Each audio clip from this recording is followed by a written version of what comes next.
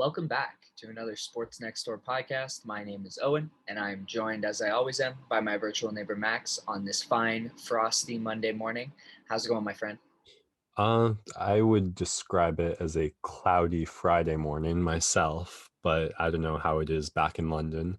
I'm doing all right. It's been pretty cold here, which has been kind of nice because some of the local water has frozen over, so I've been able to get out and do some skating, which if it's going to be cold, that's the best part of it. So glad to have that going. Yeah, that looks nice. I saw the photos that your dad was putting up on the Instagram, and I've Yeah. been trying to find some local places here in London, but I just A, don't have access to a car, and B, just like busy most of the week, so it's been tough finding places to go. But I definitely want to get out sooner rather than later. We got like 20 centimeters of snow last night. We sit right in the snow belt, and so it's been constant snow. We've had about 2 feet the last 2 weeks, so a lot of shoveling. No hills to take advantage of some sort of like sled, ski, snowboard. Oh yeah, we got in on that. The thing is the park that we went to most recently, a day later got shut down by bylaw officers because there were too many people there using Oh, it, of course, which like is fair. But yeah, we didn't have any real toboggans. We had some cardboard. We had some garbage lids, a couple frisbees, one under huh. the one under the butt, and you get going.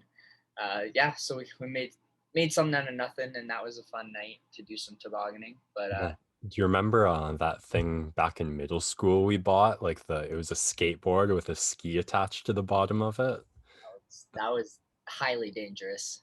I Just think I think I still have mine. yeah, I have no idea what I did find. If I don't have it, then probably Hayden has it. Mm. Uh, but yeah, ripping down Swansea on that thing, that's how you break your entire back. Ripping down the part where people purposely poured water to make like a frozen run and then added a jump to the end. Those were the days. Magnifique. Uh, yes, those were the days. But now we're stuck in these days. COVID stuck inside, and nothing but sports and Zoom to keep us comforted. So we'll move into a brief agenda of what we're going to talk about today. I'm going to break down some football news and then my favorite Super Bowl prop bets. There's going to be plenty. I've sorted them into game based, weird, and like very outside the box. Then we will move into some combat corner for our fight night preview. And then just run through some NBA and NHL storylines from the last couple of days. So, might be a little bit less dense show, which is okay because people are listening to a lot of Super Bowl podcasts right now. So, need to be able to get through this one quickly and then move on to the next because I'm sure there's a lot of people talking about the big game coming up on Sunday.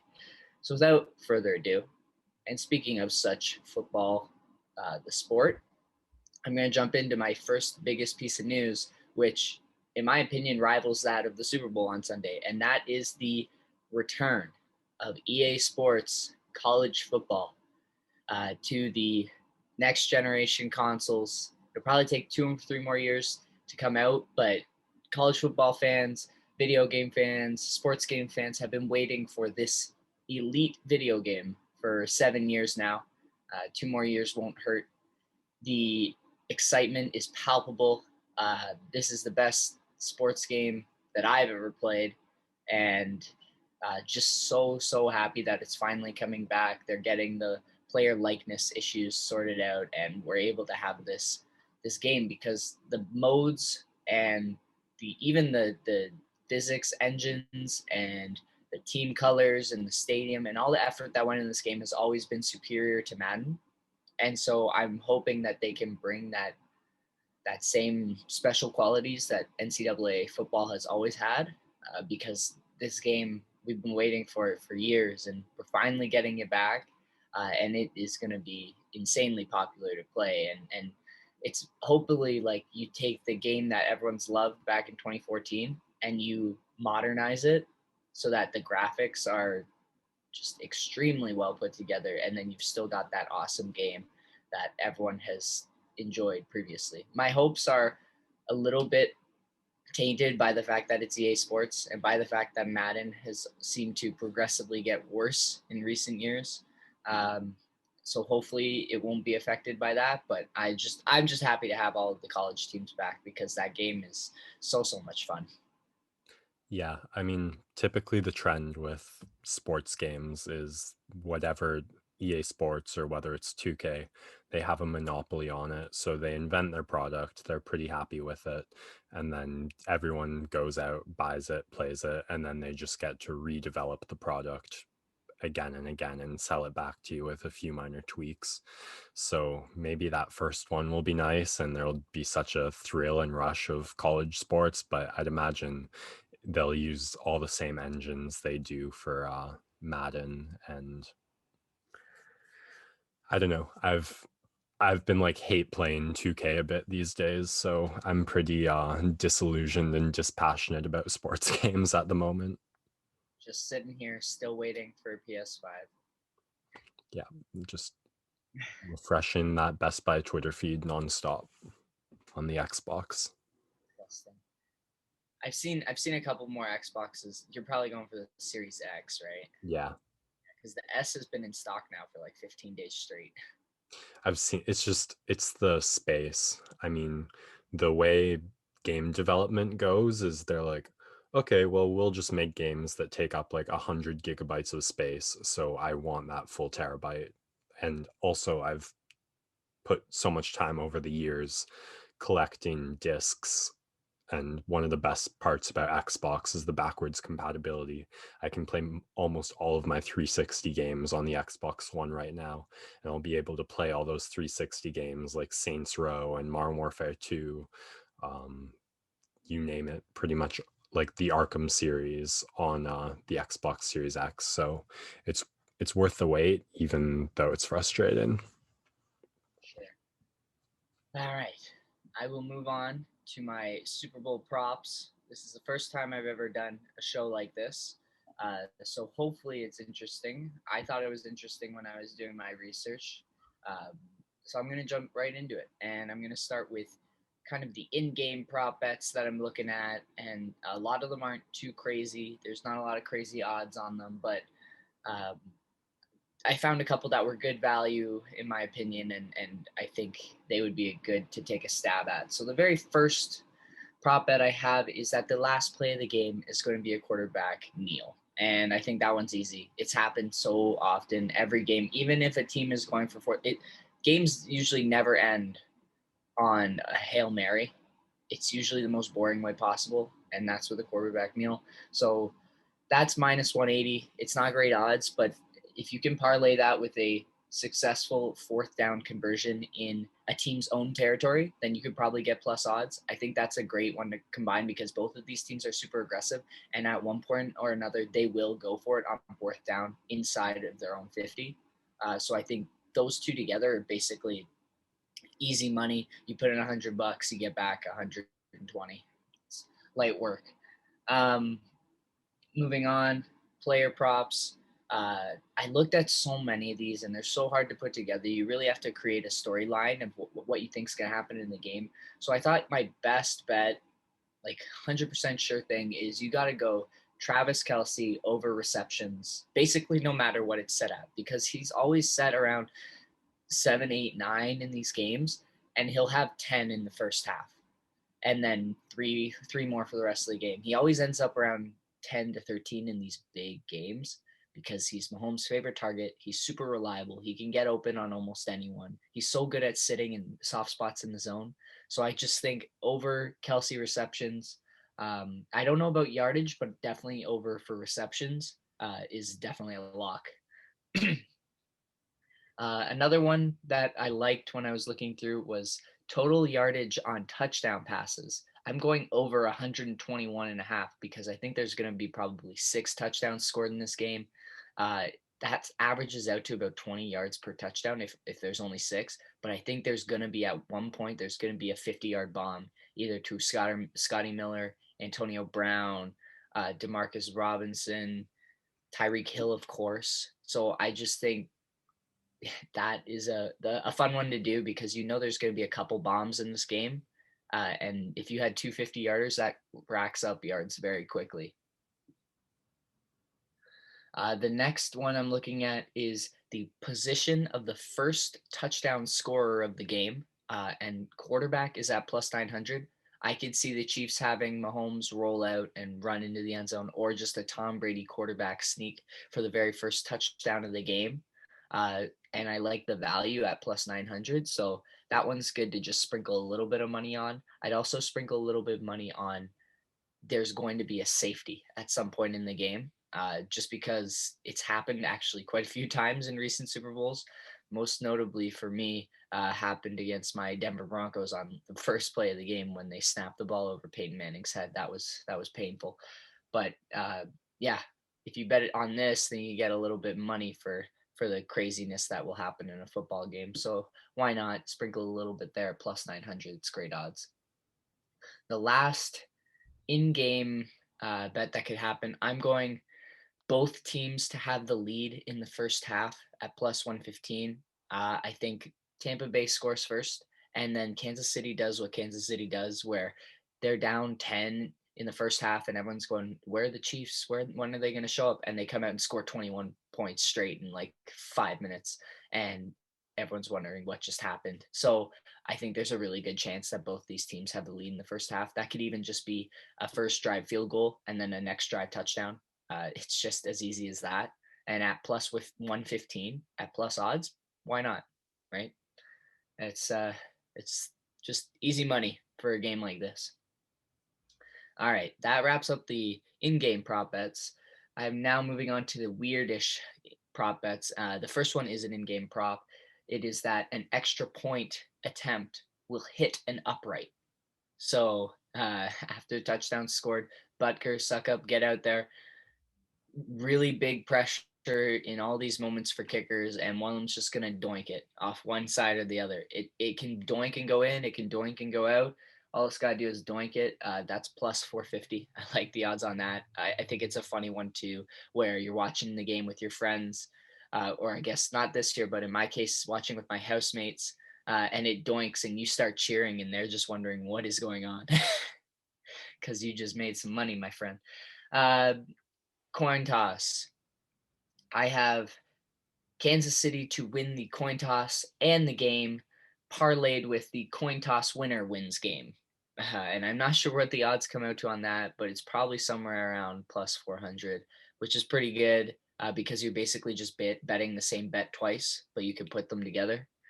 So Kansas City to win the coin toss and the game, with the coin toss winner winning the game. Along the lines of that, another coin toss bet is you can do is not the team, but you can just say the team that bets the correct call, and then bet what that correct call is. So I'm going team bets the correct call with tails. So that means Kansas City is going to correctly guess tails and win the football game. If that all works out together in your mind, why not, right? So very specific, but we love it. Over a coin toss has got to be peak gambling. I mean, it's 50-50, so Yeah. it might be some of the best odds you've ever had. But if you No, just bet it, it's minus odds, so it's less enticing. Moving along, I'm going to go under on the national anthem of 2 minutes, because this one normally people love going over. They love thinking, oh, they're going to hold that last. No, they're going to hold that last line. The flyby is going to go over, and most of the money goes to the over. And I just think this one is one that can be manipulated, especially when the Jets go by. You can't hear when they finish the song. I think odds makers are probably going to try and stick it and make a little bit of money. So I'm going under just because it's the less fun option, but I think it's the option that's going to hit. Super Bowl MVP. I saw Brady and Mahomes. Like, it's normally a quarterback in recent years, and Brady and Mahomes are both like big favorites. So it's kind of boring to bet them. If I were to go for a Super Bowl MVP and stick along the lines with the Chiefs winning, then I would probably have to go with Tyrann Mathieu or Chris Jones. They're really, really high underdogs to win it, because a lot of the defensive Super Bowl MVPs that are up for grabs are like a JPP or a Shaq Barrett, one of those Bucks linebackers that are so fast and will make a ton of plays. But if you think the Chiefs are going to win, then I'm probably going with Tyrann Mathieu or Chris Jones as a Super Bowl MVP, because they've got huge odds. And yeah, it's better value. You could sprinkle $5 and make 50, and yeah, and feel good about it. All right, now we're gonna get to some truly wacky bets. Starting with the Gatorade that people are obsessed with, and another one where I'm going with the boring route. I'm going clear at plus 600. I think red right now is almost even money because both teams have red in their color schemes, and so people are thinking that's what it's going to be. But then the odds are terrible, so why would you ever bet that? So I'm going clear. I think it's going to be water poured on one of these coaches. Uh, it's gross to be sticky, and I think teams have started to realize that. You can also bet which group of players, offensive or defensive players, are doing the pouring. So I'd have to go offensive. No, I'm going defensive because the offense will be on the field for the Chiefs kneeing the ball out while Andy Reid gets water poured on him by the defensive players. You heard it here first. Yeah. Uh, Next on, we got some broadcast props. I have COVID to be mentioned before the word pandemic on the broadcast at minus 500. And I have COVID to be mentioned before the word mask at plus 200. So you could maybe parlay those together, get some even better odds. I think those are funny ones. Yeah, I just think they're going to lead the show with in this COVID-19 pandemic, and you've already won your money. It's like the fourth word he says. Moving along, other broadcast props. I have Bruce Arians minus 200 to be the first coach, so him or Andy Reid, the one who shows their nose first from behind their mask. I think it's going to be Arians because he gets angry really quickly and loves to yell and scream from the sidelines, and his mask will droop down his face. So I'm pretty confident in that one. Another weird one. More broadcast. We got Jim Nantz and Tony Romo calling this game. Should be awesome. I have the primary color of Jim Nantz's tie at plus 800 for purple. I'm going outside the box. It's probably not going to be purple, but why not throw $5 on it, see what happens. Tony Romo, I'm actually more confident about being gray because gray just seems like a very common primary tie color, but the odds are plus 900. So why not? I think that's great value. Moving into the halftime show, the prop that stood out to me, we got our Canadian boy The Weekend doing the halftime show. I'm going with him to sing The Hills first at plus 850, and Starboy, his big banger, is going last, and that's plus 1400. So some great odds on both of those, and it should be a fun halftime show compared to previous years. I think The Weeknd's a pretty good performer. I'm not the largest fan of his music. He's got a bunch of earworms though, and I think it said he put $7 million extra of his own money into it, making it what he wanted in his image. So I think it's going to be a pretty spectacular show. So looking forward to that from him, and why not make some money off of it? I don't know. I don't know if last year I enjoyed more like the pole dancing or watching conservative Twitter react to the pole dancing. So I'm a little disappointed to get neither of those this year, but maybe The Weekend can pull something out and surprise me. Yeah. All right, the last two are very, very outside the box at plus 5,000. I'm going to put $1 on this for during a touchdown celebration. A player will throw the football into the cannon porthole of the Tampa Bay Buccaneers because they have cannons there. It's Disneyland sponsored. There was a prop bet to have um, one of the players mention Disney in their Super Bowl MVP speech. I think that's not going to happen. But throwing a football into the cannon porthole, we know some guys like to be crazy. We've got some eccentric personalities at the wideout position.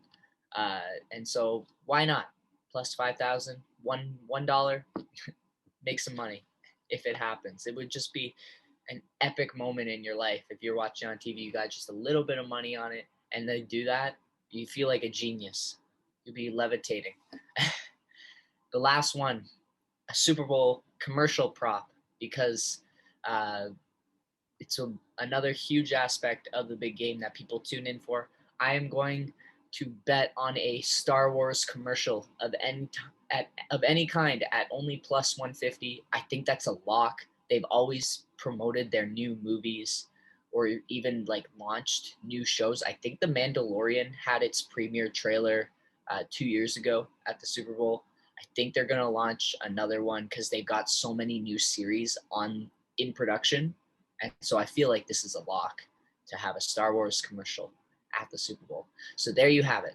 Those are my lengthy list of prop bets for the Super Bowl. There's so many more that you can find on various sports books. But make sure, I don't know the line, but 1-800-GAMBLER if you have a gambling problem. But if you're just putting a little bit of money on some Super Bowl props, shouldn't be too big of a deal. Just make sure you stay off of the sketchy sites and you'll be fine. All right. That wraps it up. Now I know what to do with that little bit of Christmas money I had left over. Thanks for that. Yeah, there you go, right? If you're not gonna sink money into a new next gen console, you can sink it into some Super Bowl prop bets. Way to tie your two segments together, bud. Of course. All right, we'll take a quick break, come back for some Combat Corner. And we're back, Max. Preview the upcoming fight night this weekend for UFC. Looking forward to it. Yeah, I'm really excited for this one. I think top to bottom, this is actually might be the best one they've put on so far this year. Just as far as like number of fights I'm really excited about and like distribution of those fights. I'm gonna kick off right with the main event. Alistair Overeem versus Alexander Volkov. Two heavyweight kickboxers going at it. This is the second time this fight has been booked, so they've had a lot of time to watch tape on each other and get familiar with each other's styles. And there's a couple things that make this fight really interesting for me.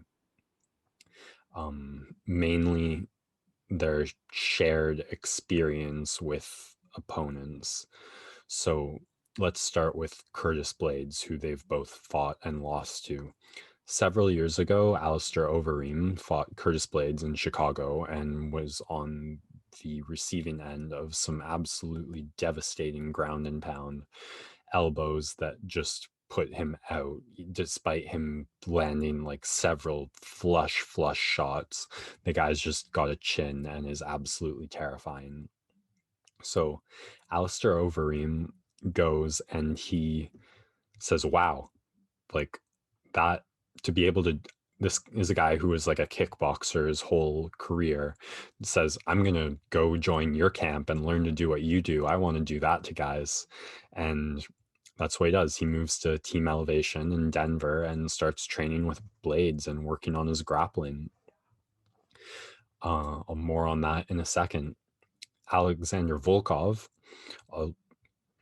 has been pretty consistent throughout his UFC career, with the one big setback being against Derek Lewis on that Conor McGregor card, where Volkov won 14 minutes and 30 seconds of the fight and then threw a really stupid leg kick to get knocked out and make Derek Lewis a immortalized meme in the UFC. Derek Lewis probably sends his regards for that. But before then, Volkov was on a great streak. I mean, if he had won that, he probably would have gotten a short notice opportunity to fight Daniel Cormier for the belt. But instead, Lewis did, and we know how that turned out. Volkov has had 3 fights since, a short notice replacement against Greg Hardy, which, maybe he's been booked to fight Overeem twice. I think he might have been. Anyway, he took the Hardy fight was really interesting because similar to Lewis, like scary power. So he was just like dotting his I's and crossing his T's for that one. Then he got a matchup against Blades and just got so against Curtis Blades. Blades' athleticism just made the difference. Blades was heavier than him and faster than him, and it just let him get takedown after takedown position and ride out the rounds. The first 2 rounds, Blades just put in work on Volkov and took them, and it was an uphill battle from there. It got really interesting after that because Blades' conditioning, just there's no one with the conditioning to be that heavy and that fast and do it for an extended period of time.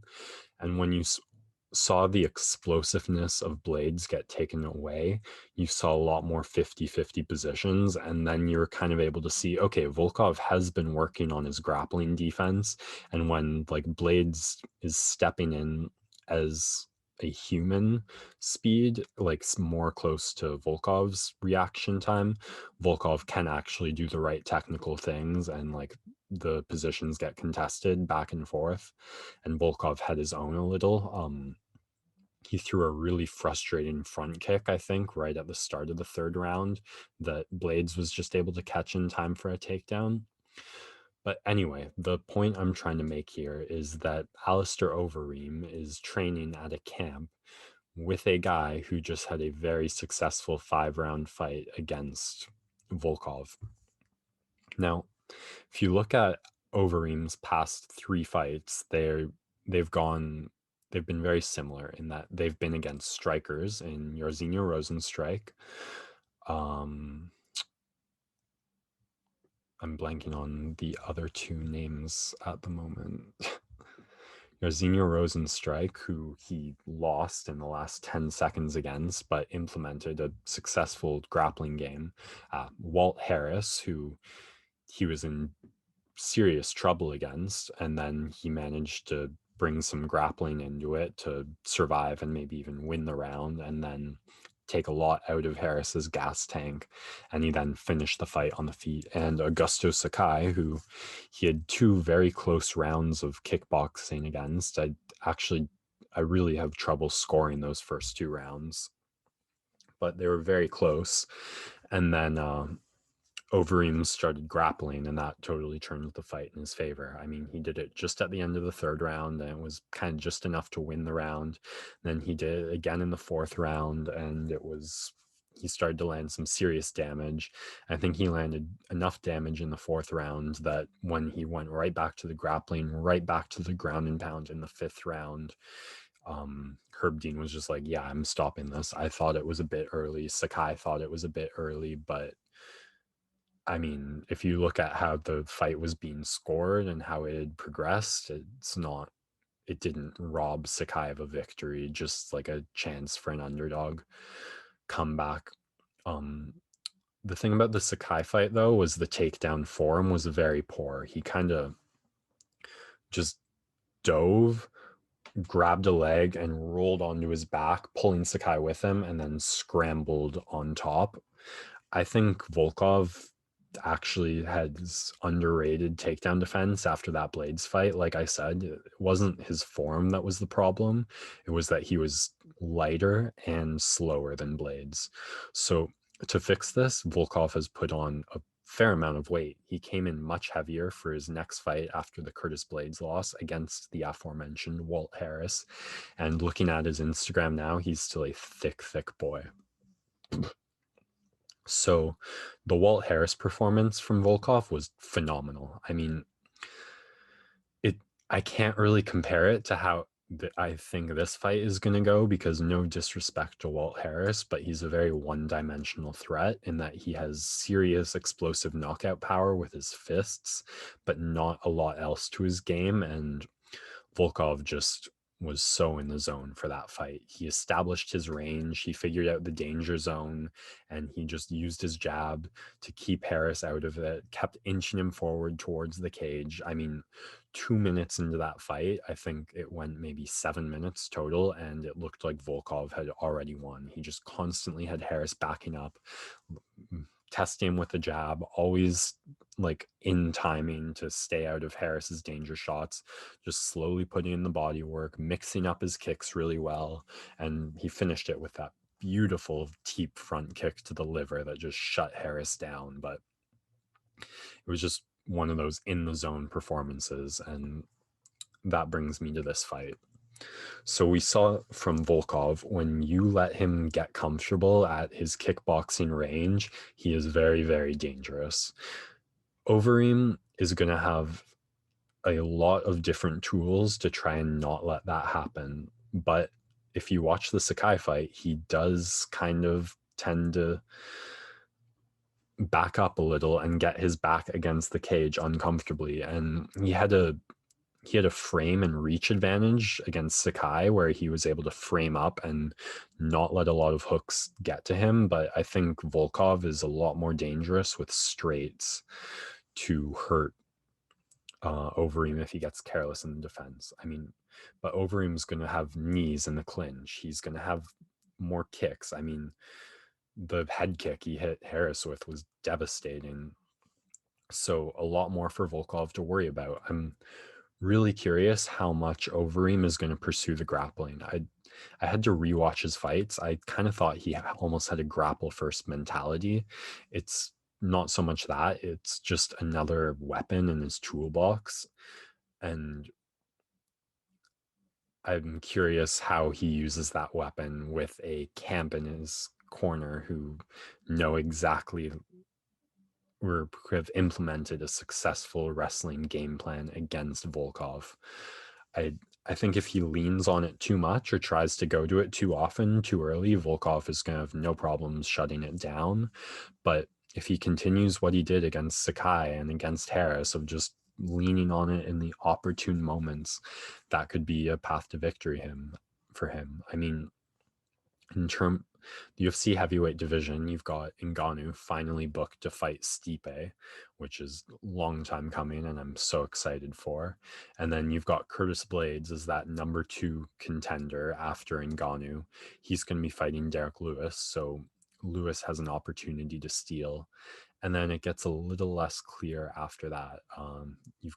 I've talked about this in earlier podcasts, but then you've got Jairzinho Rosenstrike, who's booked to fight Cyril Gane, and then you've got these two, I think, right in there at the same level. The Rosenstrike Overeem comparison is kind of hard to make. Well, you put Rosenstrike over Overeem, but then he lost to Ngannou.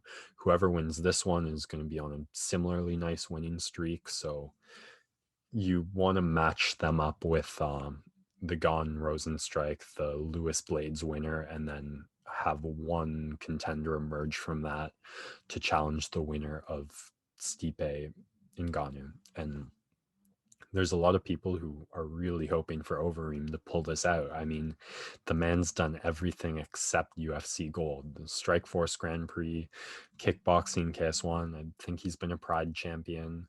So if at like 40, 41 years old, this guy with like over 60 fights can make his way to UFC gold, that would be such a fantastic story.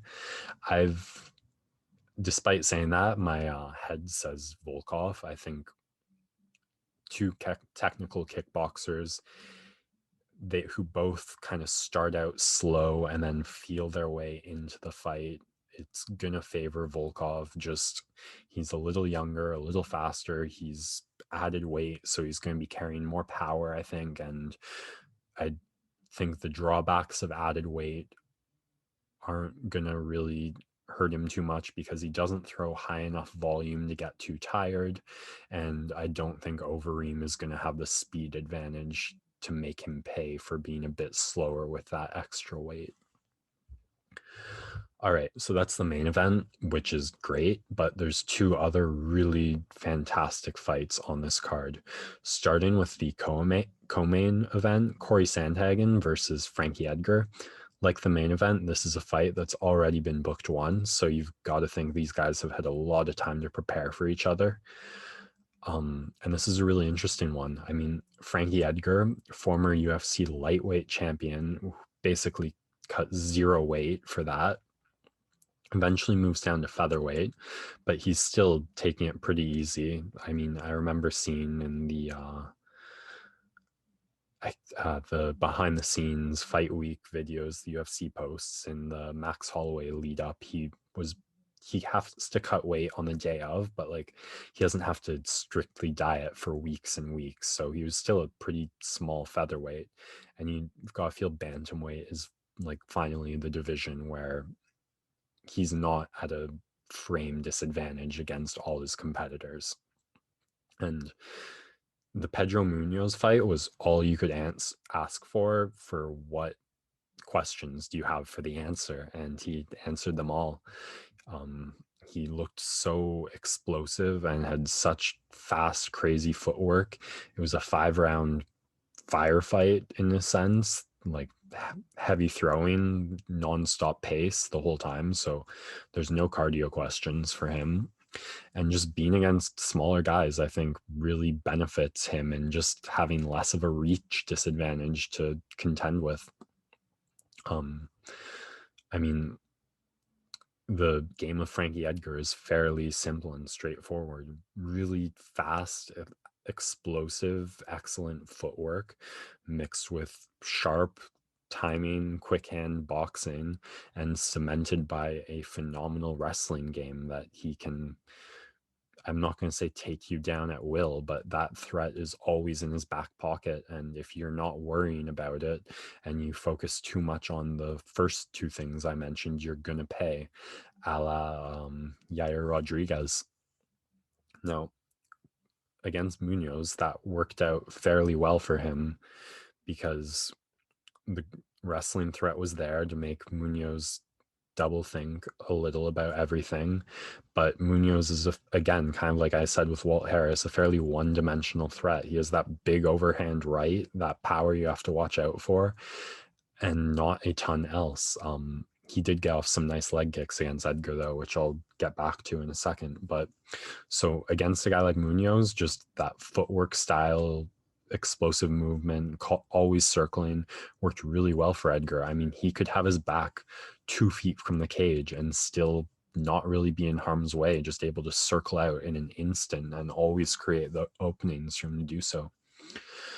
But Corey Sandhagen is a very different kind of fighter than Pedro Munoz, which has me really excited. He's very multi-dimensional, so many facets to his game. Right out the gate, you see him like come out switching stances, throwing power leg kicks from both sides. I mean, that a spinning back kick finish in his last fight against Marlon Moraes was crazy impressive. I think he's a brown belt jiu-jitsu. He put great grappling against Rafael Assunção. The teep kicks, the head kicks, he just mixes it up and is constantly throwing something different and from kickboxing range. So I'm curious to see how Edgar approaches this. I mean, the easiest path or the biggest hole we've seen in Sandhagen's game is, despite what I said about jiu-jitsu, he's been in submission trouble twice, really. First, against John Lineker in a fight he won. He got wrapped up in a guillotine right at the end and probably would have gone out if the fight hadn't ended. So saved by the bell once. But then in that title contender matchup last June against Aljamain Sterling, Aljo just jumped right on him, took him down, and submitted him in less than a minute with a really impressive, sneaky right hand to left hand rear naked choke. Funkmaster, a little more jiu-jitsu based grappling. I mean, training with Ray Longo, Matt Serra, then Frankie Edgar, the more wrestling style. But it tells you that there is that submission hole kind of in Sandhagen's game. And maybe, I mean, it doesn't even have to be a submission for Edgar. I mean, I talked about the Rodriguez fight. It comes to mind just because the Sandhagen Rodriguez comparisons are pretty clear. I mean, both tall, rangy kickboxing styles with fairly thin for the division. So that is the first thing Sandhagen is going to have to make sure doesn't happen to him. He doesn't just get stuck in with Frankie Edgar on top of him doing that very special, like postured up full guard ground and pound. I mean, the takedown defense, you've got to think after that Aljo fight, he's been working on it and he's going to be very careful not to let that happen. How he does it is what I'm curious about, because the versatile kicks are a great weapon for him against the movement of Edgar. If he can time Edgar's like left, right, and uses switch stance to see what the problem for Munoz on the leg kicks is all Edgar really had to do was move away from the power side of Munoz, and the leg kicks weren't landing as well.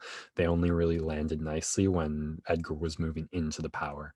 But if Sandhagen can switch stance and time Edgar when he's moving to the left with the left power kick, that's going to slow the footwork down of Edgar. But the front kicks I worry about if you're Sandhagen, because that's a really easy way to invite a takedown. So can Sandhagen establish his kickboxing range? Can he keep it there? Can he use his like incredible versatile wheelhouse of kicks and strikes to keep Edgar at bay, keep him guessing, and not let him get established and comfortable? Or can Edgar use that footwork, stay out of danger, and time him? I feel like if Edgar's going to win this fight, it's going to be on the ground, not on the feet. But you never know, and that has me super excited for this co-main event. The last fight that I want to really talk about, or at least give a solid preview of, is the main event. Or I think it's been moved off the opener. The main card's shifted around a little. But you've got Beneil Dariush versus Diego Ferreira, which is a really exciting fight. Beneil Dariush is on a 5-fight win streak and 4-fight finishing streak after a 3-fight non-winning streak of 2 knockout losses and a draw, which was really tough. And it's already an incredible comeback, but it will get so much more incredible if he can continue this momentum. Diego Ferreira, I mean, the biggest knock on him is activity. His last loss coming in 2015 to Dustin Poirier, but since then he's had 6 fights, 6 wins. I mean, you can't complain there. The 2 biggest wins being the 2 most recent fights. First, Marbek Taisimov, who was on a 6-fight win streak himself. That was a big upset, earned him the opportunity against Anthony Pettis, and he took it by submission. So 2 guys in the most stacked, most deep, most dangerous division in the UFC, both on 5-6 fight win streaks, both trying to crack that top 5. And I really hope the winner of this one does get an opportunity against like a Michael Chandler, a Justin Gaethje, a Charles Oliveira. Whoever's not fighting for the title should be fighting the winner of one of these guys, because whoever wins it is absolutely going to have earned it. And just the stakes alone make this fight so exciting. I mean, it's so hard to talk about the game of Diego Ferreira just because we see so little of it over the years and you don't really know how it's going to have evolved. He did a fantastic job dealing with the striking of both Taisimov and Pettis, especially Pettis. I mean, I think Pettis was coming off his loss to Diaz, and he forever had a win one, lose one, win one, lose one. So you just wanted to put money on Pettis for that, because after a loss, he gets a win, and Ferreira broke that streak, and he kind of made it look easy. He just great footwork, great pressure to never really let Pettis get comfortable, get set up, and force him into a grappling exchange. And Pettis is an excellent jiu-jitsu practitioner and black belt. The submission over Michael Chiesa was huge for him. So to submit a guy like that is a fantastic feather in the cap. I don't know who I'd give the grappling edge to between Pettis and Dariush, but he'll have to, if he's going to pull a submission out, it will have to be similarly against an excellent jiu-jitsu practitioner. I mean, the first two finishes of Dariush being an armbar over Dober and a rear naked choke over Frank Camacho. The armbar over Dober has aged beautifully with the streak that Dober's on now. And then even, well, certainly more impressive or enjoyable as a fan are the two knockouts that have come next. First, the crazy comeback against Drakkar Klose, where Klose had him hurt, was pouring it on, and Dariush found a finishing shot, or found a hurting shot to get right back in there and come back with a knockout. And if you haven't seen it, the UFC posted a video yesterday of Dariush accepting the comeback award of the year for that finish, and it's a pretty heart-wrenching, tear-jerking moment hearing Dariush accept it. He then had a spinning back fist knockout over Scott Holtzman, even more impressive, well, spectacular in a highlight sense. So, and I don't really know what to make of the game of Dariush, to be honest. I mean, he's not this crazy athlete, but just he has an ability now, I think, tempered over those losses, to stay calm in danger, to not do anything reckless, to fight through it. He's developed amazing timing to find these knockout shots, and there's a very scary submission game lurking that was kind of in the back pocket after those last couple knockout wins. So two really scary grapplers who have figured out how to bring their striking to the level it needs to be at the top of the UFC. I mean, the cliche is you put two grapplers in the cage together and it turns into a striking match. So kind of expecting that. We'll see who shoots first. But the stakes of this alone make this such an enticing matchup that I cannot wait for. There's a few other interesting names, interesting fights on the card, but I think this combat corner has gone on long enough.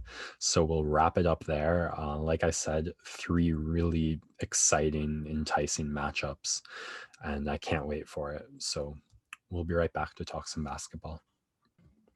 And we're back for our NBA storylines. I was busy watching the Leafs game last night, but some basketball went on as well. Owen, take me through it.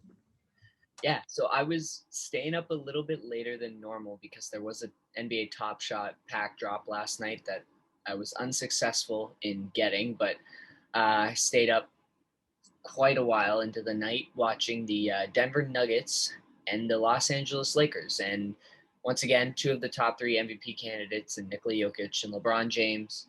And the Nuggets have been on a roll recently. They moved all the way from like 12th seed to the 4th seed, because 4 through 14 in the Western Conference is still pretty tight. And they've been on a roll, and Jokic has been fantastic, putting up numbers like we've never seen.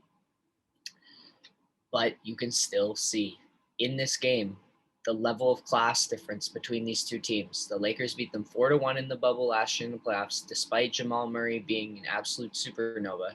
And it happened again tonight, where the Nuggets played really well in the first half. They're up by 12 going into the second half, and they get outscored 68-35 in the second half by this Lakers team that just can turn on an elite defensive presence. Dennis Schroeder had a moment where he dove for the same loose ball twice in one play, just trying to knock it away from Jamal Murray. And it's just a bunch of guys who now have continuity. They brought in some smart defenders in Gasol, in Schroeder, in Harrell, guys who just fit in and can play very energetic and solid defense. And that's why they've been so successful, is that even if the shots aren't going for a quarter, they can just clamp up the other team. And that's really led by Anthony Davis and some of their role swing guys. So really, really impressive win from the Lakers. LeBron gets another triple-double with 27, 10, and 10, and moves past into the third spot on the all-time field goals made list. So he's made the third most shots all time, now only sitting behind Kareem and Karl Malone. So another milestone continues to fall for LeBron, and Lakers get another signature win in the regular season against a contender in the Nuggets.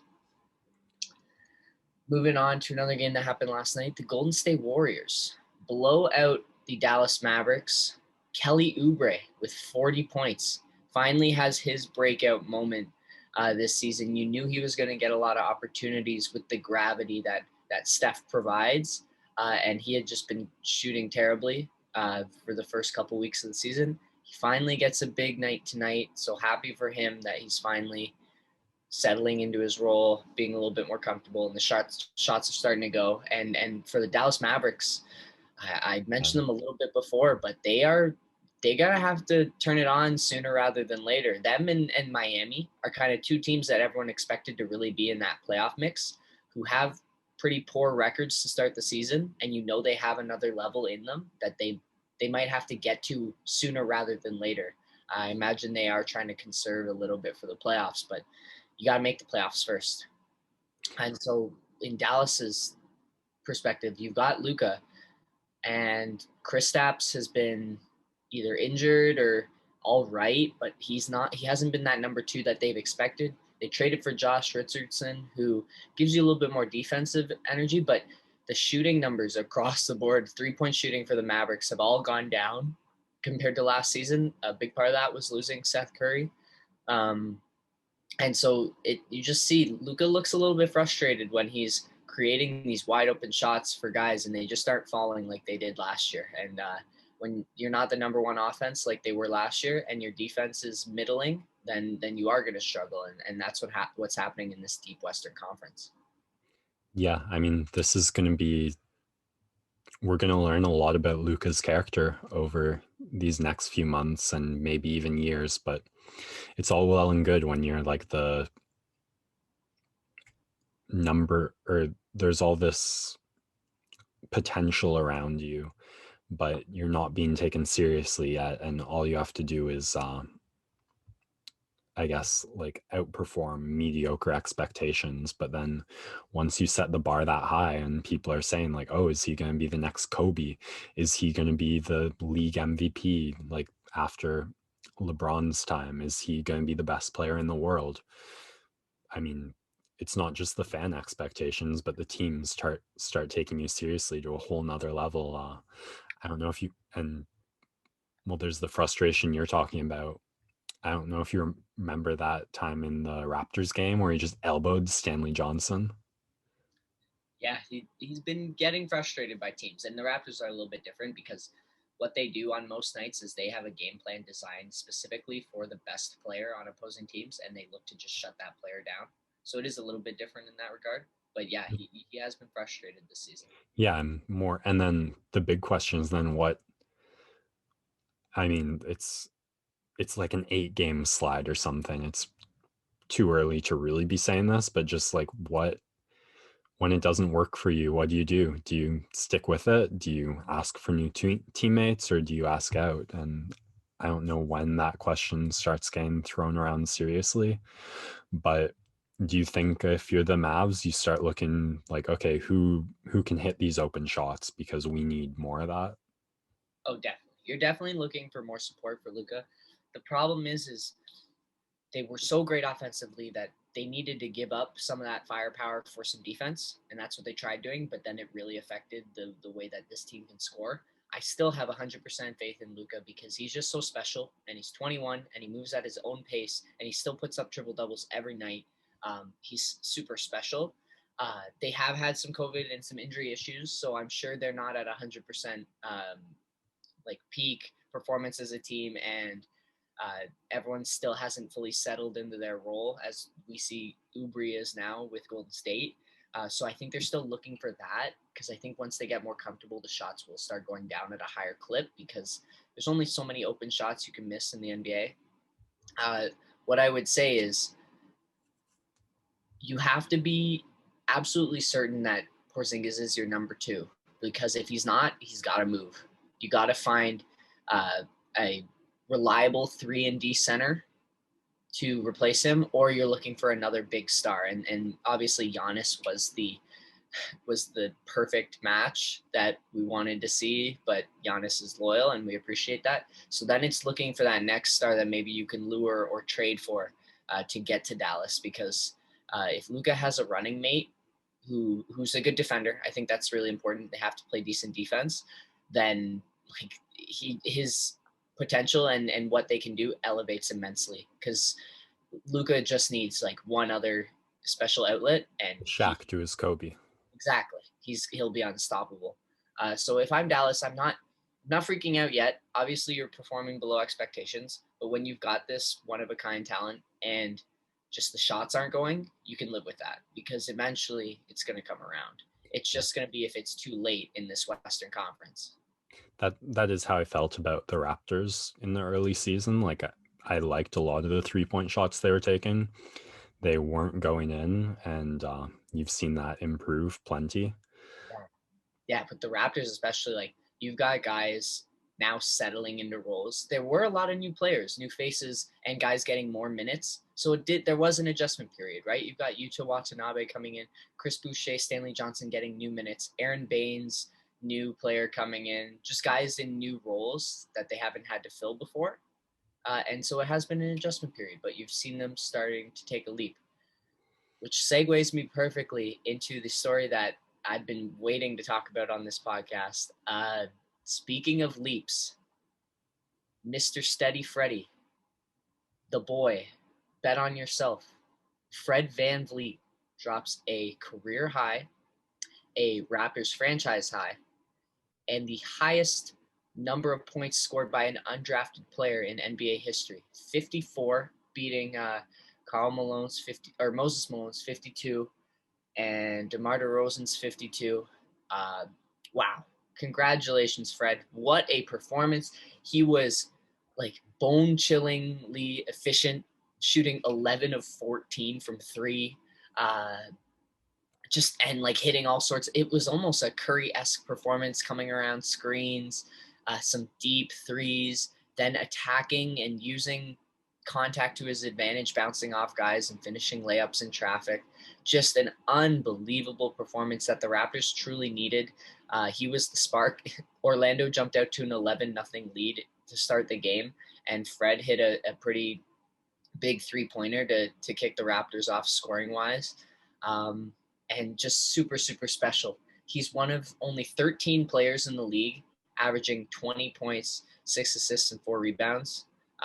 And he is one of 5 players in NBA history to ever score 50 points with 3 blocks and 3 steals, joining Michael Jordan, Hakeem Olajuwon, Dirk Nowitzki, and Anthony Davis.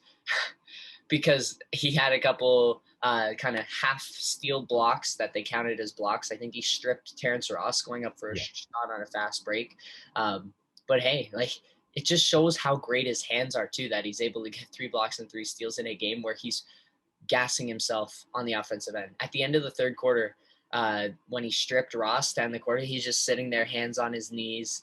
Like, he had to carry them through that third quarter. Just so superb. It's so fun to watch him. Like how you have said, it's even more impressive when a guy can put up numbers like this and have a skill set like this at his size, because most NBA players are just freaks of nature. But when it's a skill that you've honed so perfectly, like Fred has, and the story where he's come from, like, he told teams to pass on him in the draft in the second round because he didn't want to get buried in the G League. He wanted to sign an undrafted contract so that he can make a squad right away without being buried in the G League. And so, just wow, like, what a story! So incredibly proud of him, and shout out to Fred, man, that was awesome. Yeah, and it just continues. We're seeing the identity of this Toronto Raptors team this season kind of continue where they left off last, where on any given night, you don't know who the guy is going to be. It's been Siakam some nights, it's been OG some nights, Lowry with one of the quietest triple doubles you'll ever see, with pairing with Freddie. You see Watanabe and Stanley Johnson stepping up in their moments. Boucher, obviously early in the season.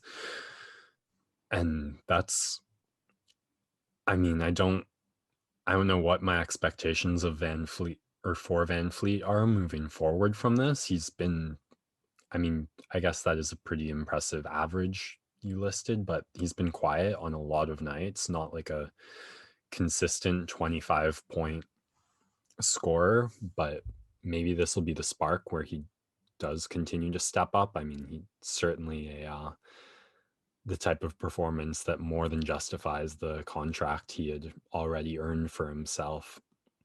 What I Um, what I really loved from that Fred is he kind of looks like the next Kyle in the sense where Kyle Lowry has been so amazing throughout all these years of knowing what his team needs and basically filling gaps in a game where Kyle can come out and get 11 assists in one quarter because he knows his other teammates are hot and they're operating and he needs to give people the ball. But then there are times when Kyle's like, okay, no one's making any shots. It's time for me to go to work. And you can see glimpses of that with Fred, where like he's now recognizing the game from such a high level and such an overtop view that he knows it's, hey, tonight we're not shooting well. I need to put up 50. And that's obviously the extreme scenario, but sometimes you don't have to have these incredible stats to win games. And so even though Fred's putting out these solid stats and there maybe not be as consistent as you like, I think he could put up consistently 20 to 25 points if he really wanted to.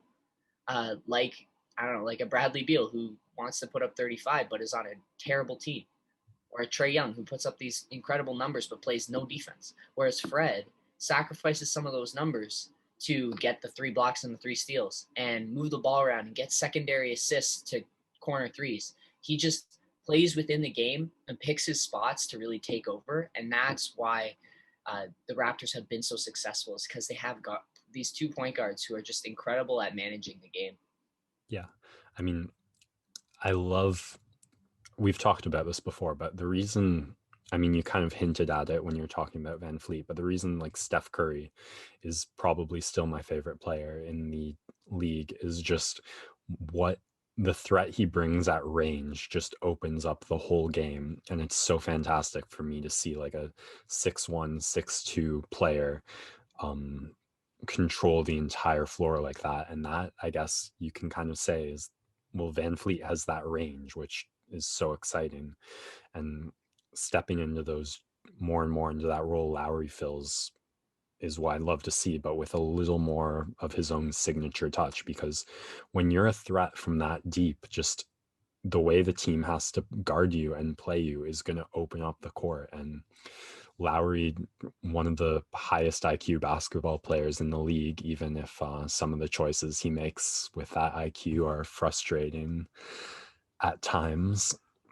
And that's, Van Fleet definitely shows glimpses of that. I would say not to the same degree, but that's the development I'd hope to see him take. Like, if you've got OG sitting in the corner for a three and Siakam sitting like ready to spin into the paint, Boucher ready to cut into a lane, and you've got to guard Van Fleet like from the 40-foot mark, then how do you stop that? So there's the direction I'm hoping to see. And yeah, we'll maybe have a bit of debate on what our favorite Toronto sporting moment it was a little later, but certainly an excellent one for Fred Van Fleet. Yeah, and it'll be interesting to see what he does to follow that up tonight as the Raptors get their first look at the Brooklyn Nets. I believe OG Anunoby is out, which is a huge loss because he would probably be guarding James Harden and would see Siakam on Durant, but those guys could kind of flip flop because OG probably be a little bit more uh, would be a little bit better on Durant just because he puts up less offensively, so he'd be focused on that matchup a little bit more. But without OG tonight, you'll probably see Siakam and a little bit of Boucher on Durant. I worry about Boucher's foot speed. We'll probably see Kyle on James Harden just because of the body types, and then Fred on Kyrie, which will be a really fun one to watch. Um, Pray for like 5 charges.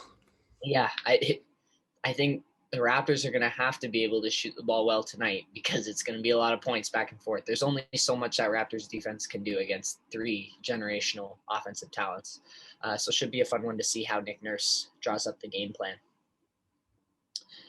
Finally, the player that Fred VanVleet passed on the Raptors franchise scoring record, DeMar DeRozan, has quietly been putting up his best season, an all-star caliber season, down in San Antonio for a team that, as recently as 5 days ago, was 4th in the Western Conference, got passed by Denver and lost and slid down the rankings a little bit, but they're right in the mix despite everyone's low expectations. The San Antonio Spurs are right in the mix. DeMar DeRozan last 2 nights ago against the Timberwolves had 30 points, 6 rebounds, 8 assists.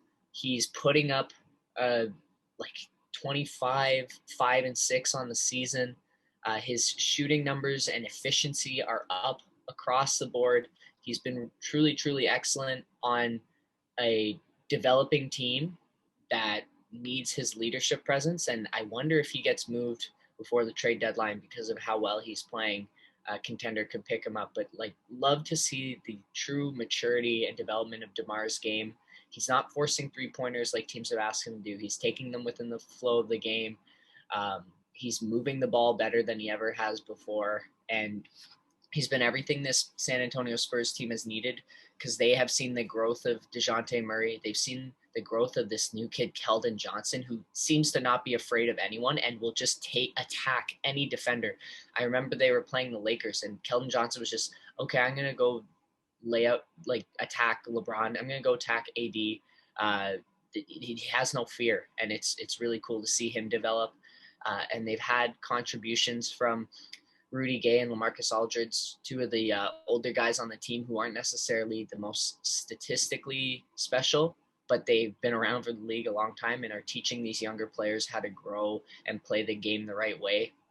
And with Greg Popovich near the end of his coaching career, I think the Spurs just continue to want to compete while he's still there before completely tearing it down and starting anew. And DeMar's been a really key part of that. So all-star voting's out. I worry. I don't think any Raptors are going to get in there just in terms of fan popularity. I didn't see them in the top 10 in any of the preliminary rankings, which is unfortunate. But I saw Wiggins. Yeah, let's get DeMar in the playoffs because he deserves it. And yeah, I think what was it? He got ranked 82nd in the players rankings by ESPN. Never forget that because he is like a top 30 player in the league and was an all-star consistently in the East. Has not been one in the West yet, but he definitely deserves it. So shout out to DeMar, man. We still love you. We miss you. I hope he comes home one day. Yeah, gotta love it. Yeah. I think maybe later on we'll talk about the All-Star break. I don't think they should have an All-Star. Yeah, I actually was going to bring it up. Let's talk about it right now. March 7th in Atlanta, Georgia. The All-Star game has been set. It's already met harsh criticisms from De'Aaron Fox, who stated flat out, I don't like it. LeBron James criticized it last night after the Nuggets game. I think a lot of stars are very uneasy about the prospect of having to travel for a meaningless game where they could expose all of the top players in the league to this virus that would shut them down for 14 days, which would really hurt their respective teams. Yeah, personally, I don't get it. I have no idea why. The NFL, which is the league that doesn't care about player safety, didn't have their Pro Bowl. They did it on Madden 21, which was really weird to watch. But it seemed entertaining enough to watch the highlights of Marshawn Lynch broke his chair celebrating an interception, which was funny. But yeah, I just don't understand the NBA going ahead with the All-Star game. Seems like a money grab. I'm disappointed from a league that's supposed to be pretty progressive. Yeah, I mean, I don't know how much, if it's too little too late for player protest. I can't imagine in this season that anyone's going to enjoy it or look forward to it. And that's the whole point, is it's fun to watch the players have fun, and they're not going to be having fun out there. you remember the All-Star game was kind of that last great sporting event before everything shut down. The of course, the passing of Kobe and how they incorporated that into the All Star game with one team wearing only 24 and the other team wearing 8. And at the end of the third quarter, it was first to that score plus 24. And it came down to the last shot, and both teams were trying. The entire crowd was on their feet. The intensity was insane. We had that excellent photo of Giannis bringing the ball up. LeBron in that deep defensive stance looks like he wants it, and you've got like Spike Lee, Beyonce, all these like huge stars sitting on the sideline, all leaning in to watch what's going to happen. It was an electric All-Star game. Uh, Obviously, the NBA wants to have that this year, but I think you got to wait until next year. And when it finally comes back, it'll be super, super special. I really love the Elam ending they added to the All-Star game. Yeah, and on like there's so much stress right now, and let the all-stars enjoy the break the rest of the players are going to enjoy, because I actually hope no Raptors get picked for it, because I think the time off is so important in this situation. And no risk. All right. That wraps up the NBA storylines. We'll take one more break and finish up with some hockey talk. And we're back for some talking hockey. In the Canadian division, the way our podcast is structured time-wise is kind of convenient, because we've gotten to watch a couple of series, 2 and 3 gamers, play out. So the last episode, we were talking about parity in the division. I was ready to fully take that back, but then the Sens beat the Habs, so I'm not quite sure. But we have gotten to see the Canadian division play out a little more in terms of where the hierarchy's at. So starting off, the Montreal Canadiens absolutely ran right over the Vancouver Canucks in their 2-game series. Neither game was close, 3-4 goal margins in both, I believe. The Canucks we'll talk about this more at the end when we go over the Leafs game against them, but they've got some skill there, but they don't have the depth. They've got some goaltending, but the forwards just aren't getting back and making the plays defensively. The defensemen are leaving too much space on the ice, and teams with offense are just running right over them, and it's going to be a huge challenge for them to stay as contenders in this division as the season goes on, because I'm not really sure what adjustments they can make. I just don't think they're deep enough to have the success I thought they'd have, and kind of starting to get exposed over this stretch of games. The Habs just running over them. They need more out of their goaltending. One, Demko and Holtby have been less than mediocre, and their defense right now looks like a revolving door. Like even last night I was watching the Leafs game, but it just looks like guys can get where they want on their defense, whether that's beating them outside or beating them in battles in front of the net. I think the Canucks really need to get more out of their defense on the defensive side of the puck. I know it's obvious, but they've got a lot of guys who like to jump up, and they need to focus a little bit more on their back end. Yeah, I'm not too sure about the goaltending. I think it's more on the players than the goalies for this. I mean, Demko obviously showed crazy flash of brilliance last playoffs, and the Canucks betting on that when they decided to let Markstrom go and pick up Holtby in his replacement. So you knew that was a bit of a downgrade, but 25 years old for Demko, so plenty of time, but this starting to look like this isn't going to be the Canucks year. More on that in a second, but continuing with league parity, or less parity, the Oilers similarly steamroll the Sens, with McDavid just putting a nice gap in between him and the rest of the league for that Art Ross trophy. Oh my God. Not a lot to say, but again, just I'm going to continue to say the Oilers are going to win or lose this season on the backs of McDavid and Draisaitl. And when you put them against the less than stellar defenses, that's going to be more than enough for them to light it up. Especially, I think, coming off that tough series for them against the Leafs, where they picked up 2 of 6 points. So McDavid just continuing to be the best player in the world. Then the most interesting series of the week was the Flames versus the Jets, where the Jets have picked up 5 out of 6 of the points they could. The Flames picking up 2 with a shootout win the first night and then back-to-back losses following. And both games were close, but the Jets just getting ahead on the goal scoring and the Flames not quite able to keep up. I should have looked up the total goals. I know they only had 1 last night. The goal scoring woes of the Flames continuing though. Just Gaudreau was the one consistent thing they had going for them. I think he was on a 6-7 game point streak that got snapped. I mean, obviously going up against Connor Hellebuck, tough challenge. So a bit of momentum shifting, I feel like, for the Jets. I mean, if losing Line and not having Scheif or not Dubois on the ice right now, you've got to think is their lowest moment of the season, and they're only going to get better when Dubois is able to step in and join that system. So surging Jets past the Flames is kind of the storyline take I have over that series. Yeah, the Flames had 7 goals in those 3 games. The Jets had 10. It wasn't a huge margin, but the Flames uh, are right now have scored as many goals as the Ottawa Senators, 1 less game, but like both of those teams sit at 27, and then the next closest team is the Jets with 39 goals in 11 games. So the Flames' goal scoring woes are truly the story. They still sit far behind the pack in terms of goals per game.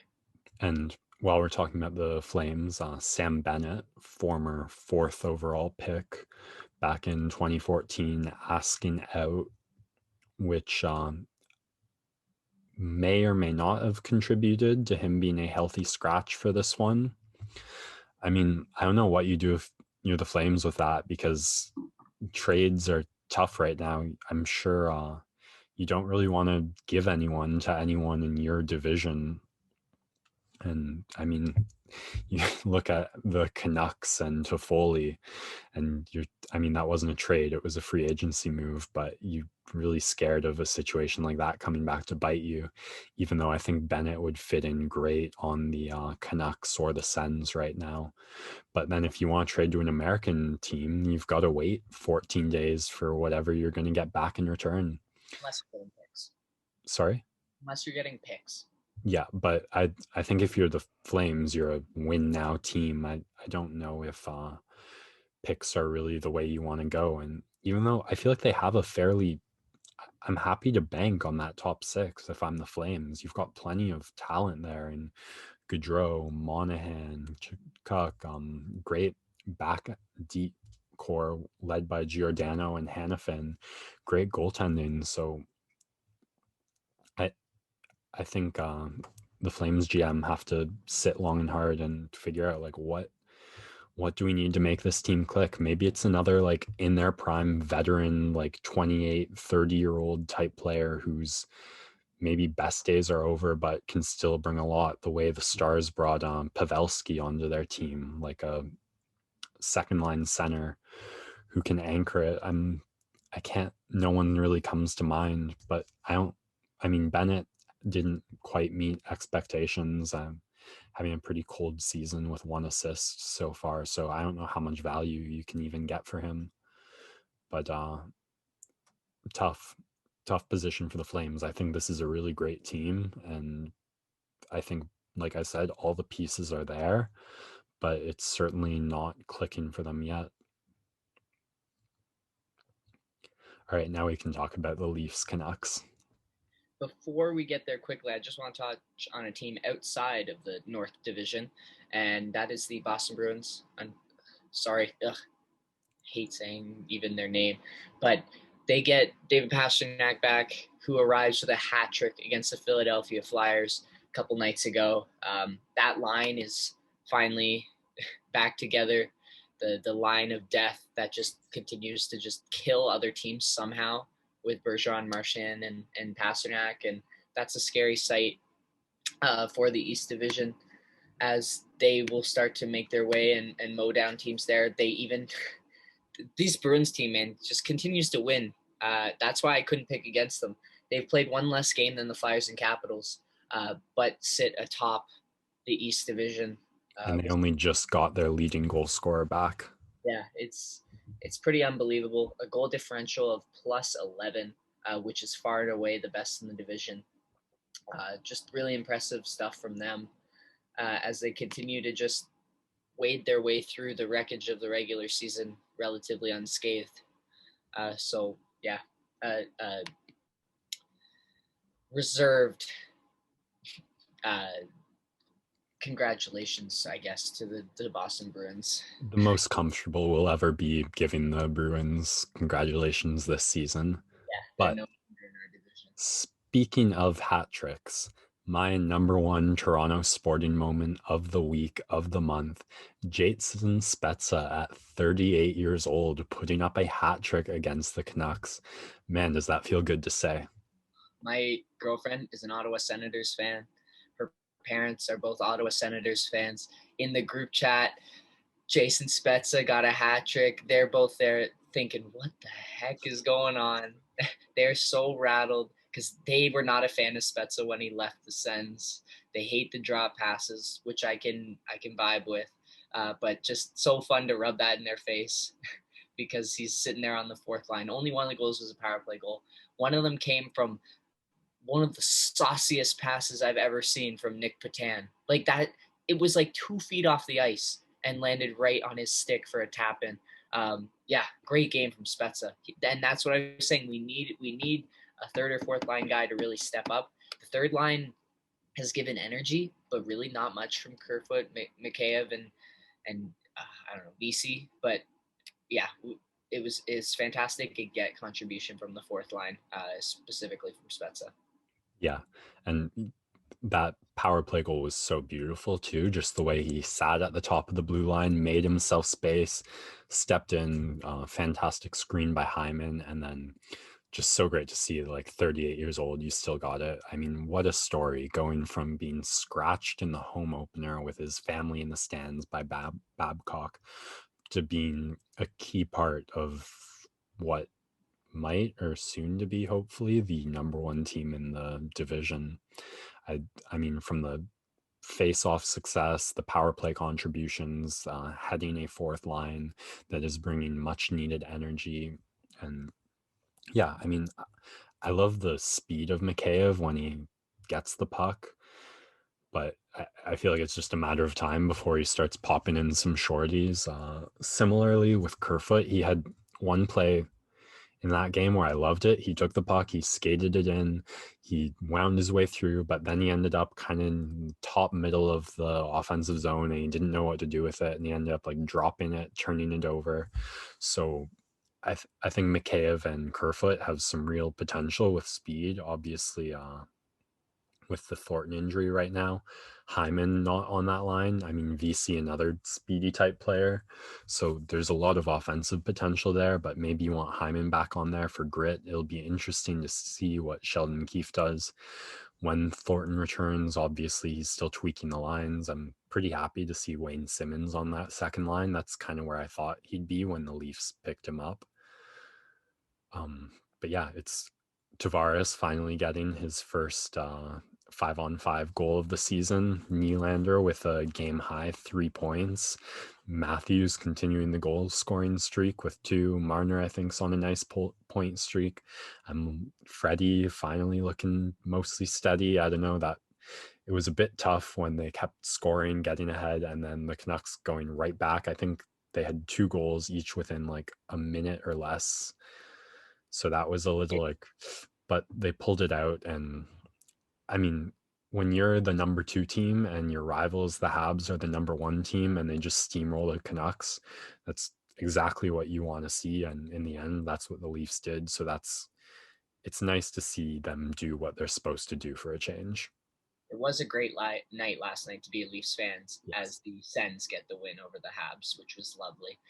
Uh, I Yeah, got how about that? The Sens, the bottom team with wins over the top two teams. I mean, the Canucks, the Oilers, the Flame. I don't think the Flames have played them yet, but the Jets all decimating the Sens. And then the Sens getting wins over the Leafs and Habs. I mean, momentum's a bitch in hockey. Those two very late goals for the Sens against the Habs, and then Matt Murray, one of the last goaltenders you want to see in the pipes when you have a comeback to mount. And the Habs did their best. They absolutely outscoring chanced the Sens late in the game, but Murray stood tall. And I think when Stutzel is leading or sparking the team in points like that, there's just so much like energy that's going to give you. All right, I got some facts, some cold hard facts. If Connor McDavid and Leon Draisaitl vanished from this planet and never returned, Mitch Marner would be leading the NHL in points. I like that cold hard fact. Fact. John Tavares is 6th in the league in faceoff percentage, but he's second place on the Toronto Maple Leafs in faceoff percentage to Jason Spezza, who is 3rd in the league in NHL faceoff percentage. Fact. So incredible faceoff percentage from these two lads. Fact. The big four all have double-digit points on the season. Where's that money talk now? The money's talking. The Leafs are winning. Fact. Feels good. Fact. Just good to see the kids play into their potential. Obviously, there's still a long ways to go, but this is the best they've looked in a really long time. And so just enjoying the ride right now, because there's going to be a couple week stretch here where we get frustrated and they take their foot off the gas and they make some terrible mistakes and they have some lackadaisical efforts and they have some periods where they just disappear, and everyone's got questions about Freddie and everyone's got questions about Marner stepping up and where's Tavares and who's going to step up for our last two lines. But right now, there's a softie. Enjoy the success. Yes, my dad loves to say he's a hair skater. There was Nylander drew a penalty behind the net that kind of cracked me up. Like he got hit by the shaft of a high stick and he just like spun around and skated away from the puck. That kind of killed me. Discombobulated. Yeah. But alas, we move along and the Leafs sit atop the North Division. Yeah. Will they still be there by the end of this weekend? Who knows? Yeah, I mean, we've got 2 more games, I think, against the Canucks, and so many of the goals were just stretch open ice. Like we were able to move the puck the way we wanted to move the puck. That was it Tavares's goal, I think, like Riley to Nylander to Tavares, obviously the sauce by Patan. Just this stretch of games against the Canucks, hopefully letting the Leafs get a little more comfortable carrying and moving the puck. I mean, I love the puck possession system that Keefe has run. And I feel like just the more time and comfort they have playing with the puck and more building the chemistry, just the better this team's going to get. So I love the series against the Canucks for a chance to develop and grow that a little more and have that confidence right at its peak as we go up against the Habs, but more on that Monday. Absolutely. Podcast went a little bit longer than I thought, but that's all right because we had some great conversations today. Want to thank everyone for listening and continuing to show support. Don't forget to share with your friends. We're still trying to build this following of virtual neighbors. Keep everyone entertained while we still continue to sit inside. But thank you once again. I'll leave it up to you, Max. Yeah, if you're watching this on YouTube, please a subscription helps a lot. Hope you've enjoyed it. Till next time, Sports Next Door signing off.